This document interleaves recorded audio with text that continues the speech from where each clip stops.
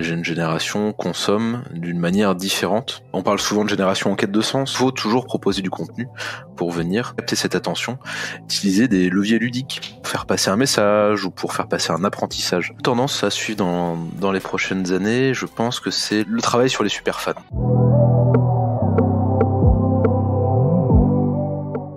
Hello, c'est Vanessa. Cela fait maintenant 6 ans que je suis créatrice de contenu dans le sport. J'ai ainsi construit une communauté de près de 400 000 professionnels et fans de sport. Bienvenue sur le podcast Champions du Digital, le podcast qui met en lumière les championnes et champions qui œuvrent dans l'ombre pour façonner le sport d'aujourd'hui et écrire le sport de demain. Dans ce podcast, vous retrouverez des interviews de professionnels qui apportent des réponses concrètes à un sujet tendance dans l'industrie du sport. Fan expérience, social media, Web3, e-sport, que vous soyez entrepreneur, professionnel ou bien étudiant, ce podcast est fait pour vous. Vous retrouverez également des épisodes courts qui mettent en lumière l'histoire inspirante d'une activation, d'un club, d'un entrepreneur ou d'une start-up. Enfin, si vous êtes étudiant ou étudiante ou en reconversion dans le milieu du sport, vous cherchez votre voie, sachez que des épisodes seront dédiés au métier et parcours. En parallèle de cela, je suis aussi consultante en social media dans le sport avec une spécialité sur TikTok. J'accompagne et je forme des athlètes, des clubs, des marques, des fédérations à l'utilisation de cette plateforme. Je collabore également avec des acteurs du sport, créer des séries de contenus pour mettre en avant leur engagement par le prisme du sport. Bonne écoute!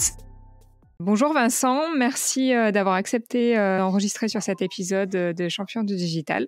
Et bonjour Vanessa, enchanté, merci pour l'invitation, c'est un vrai plaisir. Alors l'idée aujourd'hui, c'est de parler de fan experience, fan engagement, un sujet que tu connais bien. Et pour commencer, je vais te laisser te présenter. Ouais, super, effectivement, c'est un sujet que je connais bien. Donc Vincent, je suis un des cofondateurs chez Gamifly. Et Gamifly, c'est une start-up tech. Effectivement, j'ai un background très tech. Alors, je ferai attention à essayer de pas trop parler un jargon incompréhensible. Je vais essayer de faire très attention. L'origine de la création de Gamifly, c'est justement de travailler autour des notions de fan expérience et de venir enrichir une expérience. Alors, on parle même d'expérience d'audience au sens large, parce qu'on va même chercher les personnes qui sont pas encore fans pour justement les transformer en fans. Et donc, on va leur offrir les expériences les plus complètes possibles, souvent avec de la gamification. Donc gros sujet chez nous, la fan expérience, beaucoup dans le sport et aussi beaucoup dans l'e-sport et dans le gaming. Super, et comment tu définirais pour ceux qui ne connaissent pas le terme de gamification ? Alors, on va le traduire par ludification si on veut vraiment faire du franchouillard. Comment est-ce qu'on arrive à utiliser des leviers ludiques pour faire passer un message ou pour faire passer un apprentissage. Un exemple que j'aime bien, ça sera tout ce qui est serious games, par exemple, c'est de l'apprentissage ludique. Donc comment est-ce que, via des systèmes de quiz ou via ces systèmes de classement et de points, on va réussir à apprendre des choses. Donc c'est comment est-ce que on maximise l'impact de quelque chose en utilisant le ludique. Une des problématiques majeures, notamment dans l'industrie du sport, c'est de rajeunir son audience et arriver à la monétiser.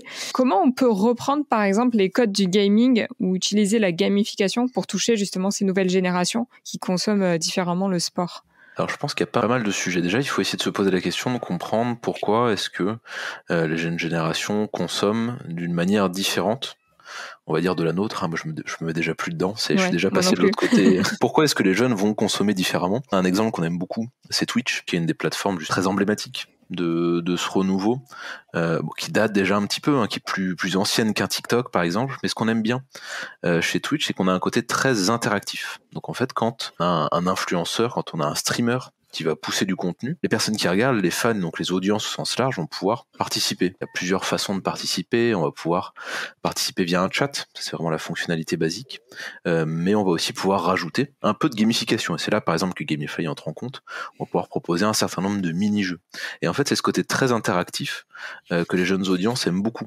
Principalement, donc quelque part, c'est un petit peu la façon de leur redonner du pouvoir sur ce qu'ils sont en train de regarder. Donc c'est leur donner la capacité d'interagir avec le stream, avec la vidéo, avec le spectacle au sens large. Et ça, pour nous, c'est une des composantes majeures. En fait, c'est redonner ce pouvoir, redonner cette possibilité d'interactivité, et qu'en fait, in fine, le contenu, qui est aujourd'hui souvent, quand on parle par exemple de foot, on va souvent le regarder à la télé, le contenu est poussé, donc il est assez unidirectionnel. Ouais. Et en fait, via la gamification, on va pouvoir rendre ce contenu bidirectionnel, d'une certaine manière. Donc en proposant du pronostic, en proposant du quiz, en faisant apparaître des choses à l'écran. Et en fait, voilà, c'est via plein de petites choses, on va redonner le pouvoir aux spectateurs d'interagir. Et à mon avis, à notre avis, c'est le pari qu'on fait et, en se basant sur des études et sur pas mal d'observations, c'est effectivement en redonnant le pouvoir aux audiences qu'on arrive à les réintégrer et à les réintéresser. Super, super intéressant. Et j'avais vu un article il y a quelques temps sur le fait que les nouvelles générations consomment différemment le sport et regardent par exemple moins des matchs en entier, vont peut-être moins se déplacer dans les stades, mais vont plutôt consommer des highlights, par exemple sur TikTok, sur les réseaux. Il me semble que c'était la NBA qui avait fait un partenariat, je crois, avec un opérateur de jeux vidéo. Et par exemple, il y avait des effets, tu vois, sur les highlights, tout ça. Je sais pas si ça te dit quelque chose. Alors j'avais vu un peu de réalité augmentée comme ça où on pouvait justement avoir réhabiller un joueur de NBA avec son avatar à soi. Et ça c'est effectivement très puissant parce qu'en fait ça permet une personnalisation de très très haut niveau. Mais effectivement tu le soulignes bien dans les nouveaux usages, on a aussi le fait que ces jeunes générations elles aiment pas trop les formats longs et donc on a besoin de choses très puissantes, très rapides, vraiment sur des courbes qui sont très très fortes, non pas quelque chose de lent qui met longtemps à monter. Je pense à tous les sports américains justement, tu le soulignes bien, mais tu vois le baseball, le foot américain sont des sports très lents avec beaucoup de temps mort. Mm-hmm. Et ce sont des choses qui marquent justement le désintérêt des jeunes. C'est trop lent. Donc il faut toujours proposer du contenu pour venir capter cette attention et temporiser en fait sur ces temps morts. Vous êtes notamment dans l'industrie de l'e-sport, du gaming. Ce que j'avais remarqué, c'est qu'il y a de plus en plus de marques qu'on appelle non endémiques, qui viennent pas du milieu du sport ou de l'e-sport, qui viennent devenir partenaires. J'imagine que ces marques-là, souvent, elles ont peut-être des codes de communication qui sont pas forcément adaptés.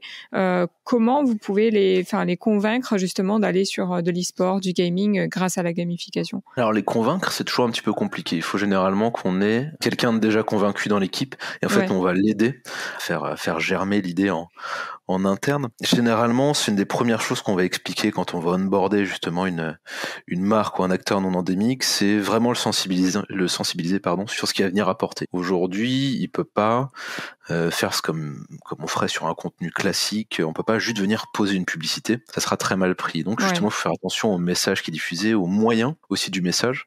C'est plusieurs dimensions auxquelles il faut penser. La première discussion qu'on aura, c'est quel message est-ce que vous voulez transmettre, qu'est-ce que vous voulez donner à la communauté. Si vous lui donnez pas quelque chose, elle risque de mal le percevoir. On a des très bons exemples et des moins bons exemples de marques qui ont pu rentrer parce qu'elles ont fait des choix de, par exemple, tout mettre sur un sponsoring et moins sur le storytelling qui va avec. Donc en fait, il faut pas oublier que derrière une activation, par exemple un sponsoring, il faut penser au budget communication qui va avec pour raconter ce sponsoring et pour lui donner un sens. Et ça aussi, c'est que des fois, il y a de très belles activations qui sont faites, mais il n'y a pas forcément cette vision globale en fait du fait que c'est bien d'avoir fait une activation, mais il faut communiquer aussi autour. Je le vois dans le monde du football, puisque moi je suis beaucoup dans le foot. Un exemple tout simple, les fanzones. T'as des clubs qui mettent en place des super fanzones avec plein d'animations, d'activations.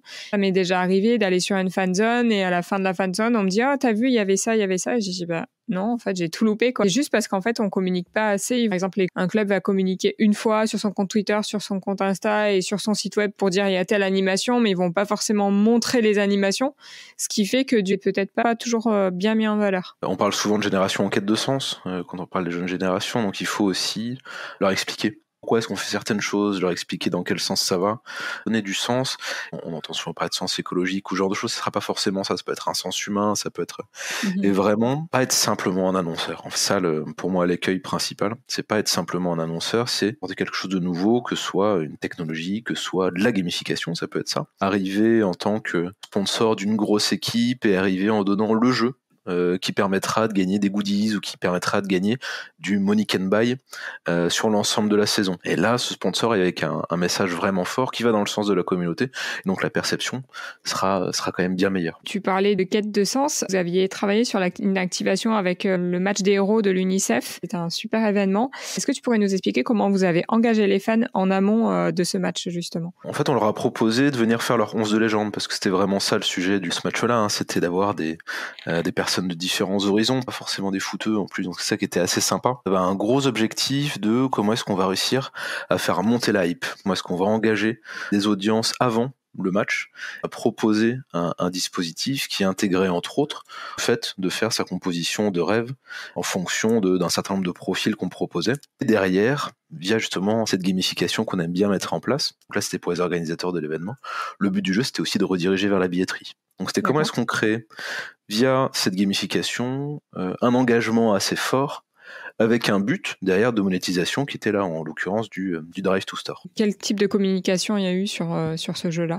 Alors on a eu par exemple des QR codes qui sont passés, qui ont été imprimés et qui ont été placardés sur des bus en amont de l'événement, et donc n'importe qui voyait passer un bus pouvait sortir son téléphone vraiment hop, au dernier moment, il y avait un message assez percutant qui disait voilà, toi aussi fais ton 11 de légende avec les meilleurs joueurs et avec tes animateurs préférés, et hop, en 2 secondes le QR code était flashé, on arrive sur une plateforme à l'image de l'événement qu'on avait créé justement pour l'événement. Ça fait partie de nos outils justement, dans cette plateforme cette landing page, support pour la gamification, et donc on pouvait faire son 11 de rêve, et derrière on avait tous les outils de redirection, on pouvait savoir si on était bien parvenu dans la gamification à faire des choses sympas et donc à avoir des accès spéciaux à la billetterie. Tu parlais de monétisation, ça c'est aussi une des plus grosses problématiques dans le milieu du sport, de monétiser ses audiences, au-delà de les faire venir au stade par exemple. Est-ce que tu pourrais nous donner des exemples d'activation ou de best practice par rapport à la gamification et la monétisation ? Ouais, absolument. C'est une de nos principales activités, donc effectivement ça fait un grand sens quand on veut animer, quand on veut engager une communauté, quand on veut engager une audience ou des fans, c'est généralement dans un but de monétisation. Et donc on a plusieurs moyens. Soit on va essayer de maximiser des moyens déjà existants, et donc par exemple on va avoir une série de quiz sur un match. Alors je vais reparler un petit peu d'animation de temps mort, mais on va voir en amont du match, à la mi-temps et un petit peu après le match. On va rester dans l'exemple du foot. Donc pendant ces 3 temps morts-là, des questions qui vont être sur un espace dédié, qui vont permettre de gagner par exemple un pourcentage de réduction sur la boutique officielle du match en sortie de stade. Okay. Et donc on a, via de la gamification, un effet Drive to Store, parce que voilà, j'ai gagné 10% sur le maillot de Mbappé pour son 201e but. Je vais être incité à aller à la boutique officielle en sortant du parc pour aller acheter ce maillot-là. Et après, on va avoir des nouveaux moyens de monétisation. On va rentrer dans des choses un petit peu obscures, encore aujourd'hui, mais par exemple, on va avoir tout ce qui sera Web3. Donc, on a une petite stratégie autour de tout ce qui est NFT. Comment est-ce qu'on vient créer, et là, j'aurais utilisé l'expression tout à l'heure du money can buy, comment est-ce qu'on va réussir à créer des expériences uniques de fidélisation, par exemple. On va réutiliser l'exemple du quiz et on va réutiliser l'exemple du foot. Ah ouais. On va pouvoir faire apparaître sur les écrans géants, encore une fois, un système de QR code qui va permettre de rentrer dans une gamification, et cette gamification va pouvoir permettre de gagner des NFT. Donc en fait, on aura des jetons qui diront « j'ai participé » et ce sont des jetons qu'on peut collectionner. En partie de saison ou à la fin de la saison, on peut récompenser ceux qui ont une collection d'une certaine taille. On va garder l'exemple du foot. Si on a réussi à collectionner 11 jetons, 11 NFT des titulaires du club, et ben peut-être qu'on va gagner un accès particulier pour assister à un entraînement. Ça coûte pas grand-chose, mais c'est extrêmement, extrêmement puissant comme outil de fidélisation. Et ça coûte quasiment rien au club. Et derrière, c'est une très très bonne façon de récompenser les meilleurs fans, de récompenser les audiences les plus engagées, tout en donnant un nouveau moyen de monétisation, parce que derrière ces NFT, on connaît derrière tout ce qui sera de l'ordre du marché secondaire. Pour les récupérer, il faut arriver sur une application spécifique, et donc ça peut être une application d'un partenaire du club. Ça ouvre pas mal de moyens de fonctionnement assez puissants. En termes de communication, comment ça se passe par rapport à ces jetons ? Parce que on sait qu'en France, il faut encore éduquer sur les NFT. Il n'y a pas toujours la connaissance de ce que c'est. Est-ce que vous communiquez plutôt sur le terme jeton ? Comment vous communiquez ? Alors, ça va beaucoup dépendre de la maturité, de la stratégie NFT des clubs avec qui on travaille. En fait, il y en a pour qui on va faire de la sensibilisation aux NFT. Et donc, effectivement, on va parler de jetons, on va parler de reward, on va parler de ce genre de choses. Mais on va pas trop utiliser le mot NFT. Ouais. Parce que derrière, quand on va dans un stade, sur 20, 30, 40 000 personnes, je suis pas sûr qu'il y ait plus de 1, 2, 3% de personnes qui aient un wallet pour collectionner ce NFT. C'est encore très rare aujourd'hui. Ouais. Donc si tout de suite on essaye d'onboarder sur du Web3, c'est compliqué. Technologiquement, c'est compliqué et tout le monde n'est pas prêt. Et donc, on va simuler un petit peu ça. Donc, on va donner des récompenses qui vont permettre, si on le veut, possiblement, d'accéder derrière à des NFT. Et donc, ça permet comme ça à un club de mesurer une appétence sur le Web3, de mesurer, de savoir si son audience est déjà prête à y aller ou pas. On va cacher un peu cette barrière technique qui est le mot NFT, on va le remplacer par autre chose, un jeton. C'est plus un moyen, en fait, en somme, plutôt qu'un... C'est complètement un moyen. Ça doit pas être un but. C'est complètement un moyen. Comment tu penses que le monde du sport peut utiliser justement la gamification pour faire évoluer sa fan expérience, qui était peut-être basée beaucoup sur simplement des activations, mais comment faire évoluer cette fan expérience dans les stades? Alors, je pense que ça passera beaucoup par l'utilisation du second écran, aujourd'hui, qui est complètement sous-exploité. Et dans les stades et en dehors, hein, tous les spectateurs sont dans ce mode d'utilisation-là aujourd'hui. On a quasiment tous notre téléphone à la main, ou pas très loin de la main, quand on est en train de consommer du sport à la télé ou dans un stade.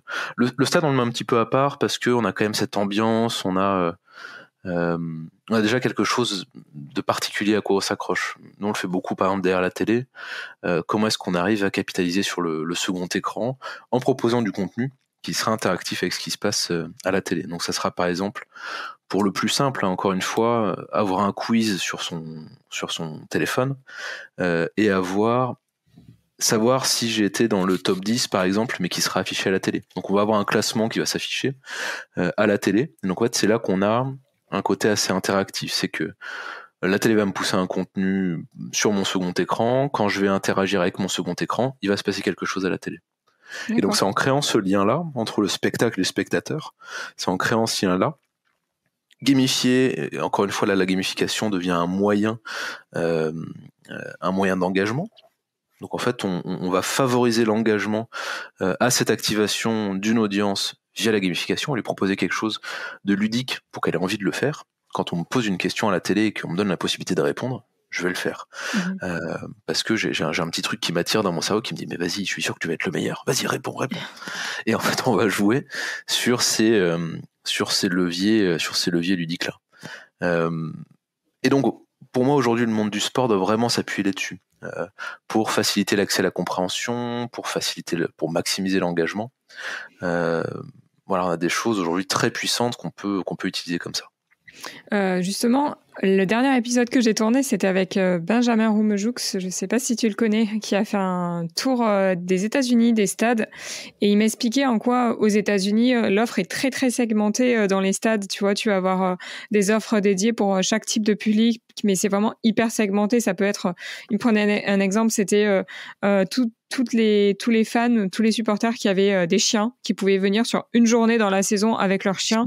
Et tu vois, c'était hyper segmenté. Est-ce que tu penses que en France, peut-être dans les stades, dans les clubs devraient plus segmenter leur offre pour justement arriver à mieux gamifier l'expérience?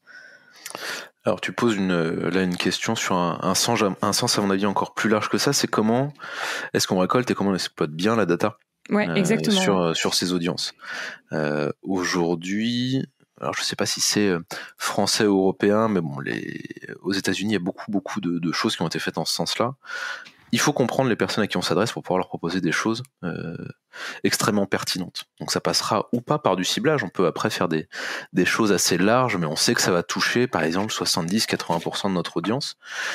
Ou alors on peut choisir, effectivement, dans tous ceux qui ont des chiens, donc on va choisir de se focaliser sur 5% de notre audience. Ça, c'est un sujet, à mon avis, encore beaucoup plus large que ça, sur lequel on travaille, nous, Gamifly et d'autres acteurs du secteur. Comment est-ce qu'on arrive à capitaliser pour mieux extraire de la donnée, mieux comprendre très exactement à qui on s'adresse. Et donc pour ça nécessite aussi de croiser de la donnée entre la billetterie, entre des outils de covoiturage qui vont permettre d'aller au stade, entre des outils de gamification qui vont pouvoir faire de la gamification sur place versus les personnes à distance. Et en fait, c'est comment est-ce qu'on arrive à capitaliser autour de toutes ces sources de données-là, comment est-ce qu'on arrive à les croiser. Techniquement, on va parler de extraction de données pour ensuite les transformer, pour ensuite charger dans des modèles pour les comprendre et ensuite les exploiter. Et je pense qu'on a un train de retard, en fait, encore là-dessus. En France, sur globalement cette exploitation. Je pense que sur l'extraction, on commence à être pas mal, mais sur l'exploitation, on est encore un petit peu à la bourre. Ouais, effectivement, j'ai l'impression qu'il y avait une notion en France jusqu'à un certain temps qui était de se dire on va mettre en place des activations et on verra bien qui c'est qui vient, plutôt que essayer, tu vois, d'analyser quel est le public et, comme tu disais, extraire les données et les interpréter pour proposer des activations qui soient personnalisées. Ouais, et après c'est pas simple aussi à faire, mine de rien. C'est des sujets assez compliqués, c'est des sujets qui demandent pas mal de ressources. Souvent on prend les États-Unis comme exemple, souvent ils ont un petit peu d'avance. Parce que souvent, ils sont aussi mieux financés sur ces choses-là. Ils ont des budgets.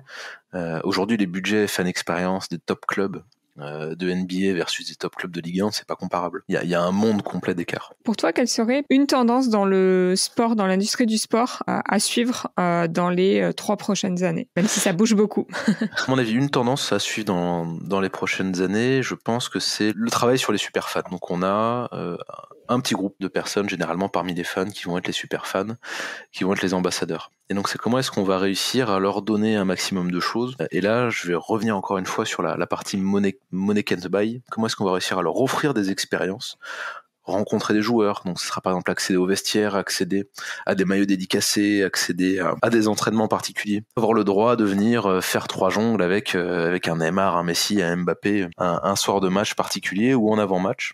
Et on a vu passer des expériences assez rigolotes sur la Ligue 1. Il me semble que c'était Strasbourg qui avait mis un jacuzzi au bord du terrain, ouais, avec des fans. Enfin voilà, sur de l'ultra engagement. Enfin voilà, c'est des choses qu'on peut pas le faire de manière massive. Et donc on va le réserver à un petit groupe de personnes et on va le réserver à nos ultra fans.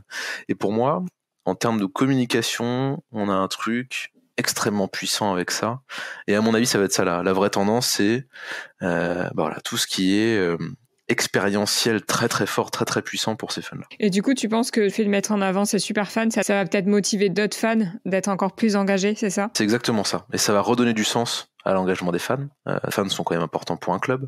Tout le côté social, ce qu'on peut imaginer aussi. Ça redonne une vision globale et ça remet en fait au cœur du spectacle et au cœur de ce qu'est en fait le sport aujourd'hui. Ça remet le spectateur au sens de tout ça. Et aujourd'hui, on n'aurait pas de sport si on n'avait pas de spectateurs. Absolument. Super intéressant, mais merci beaucoup. Qu'on peut te trouver pour t'écrire, pour échanger? C'est facilement sur vincent@gamifly.gg, qui est mon adresse mail direct. Pas mal d'infos qui sont trouvables sur nos sites internet et mon réseau social à moi. Alors c'est pas TikTok, encore une fois, je suis déjà trop vieux pour ça, mais sur LinkedIn, je suis très facilement trouvable. Super, merci beaucoup Vincent. Avec plaisir. N'hésitez pas à m'écrire sur LinkedIn ou sur mon mail qui est dans cette description si vous voulez échanger. Si vous écoutez cet épisode sur Spotify, vous pouvez facilement le partager sur Instagram en story en mentionnant mon compte @champion avec un S du digital et je vous repartagerai. Enfin, si vous avez apprécié cet épisode et vous avez appris quelque chose, sachez que vous pouvez m'aider à faire connaître ce podcast. Le meilleur moyen est de mettre 5 étoiles sur Apple Podcast ou sur Spotify. Ces 5 étoiles permettent à un podcast d'être référencé et de mieux remonter dans les résultats de recherche. Si vous êtes sur Spotify, il vous suffit simplement d'aller tout en haut et de mettre 5 étoiles. Si vous êtes sur Apple Podcast, il vous suffit de retourner sur la page du podcast, de descendre et de mettre 5 étoiles et vous pouvez également mettre un commentaire et me proposer vos idées d'interviews ou de sujets pour les prochains épisodes. Moins d'une semaine après son lancement, Champion du Digital est classé 4e au classement Apple Podcast dans la catégorie marketing. Je voulais vous remercier pour cet accueil et pour tous vos encouragements. Et merci particulièrement à Sariati pour son avis sur Apple Podcast. Un podcast super intéressant. J'aime beaucoup ce premier épisode qui m'a permis d'en savoir un peu plus sur la fan expérience. J'ai hâte d'écouter les prochains. Vraiment sympa de te retrouver sur ce format. Et merci pour les 5 étoiles.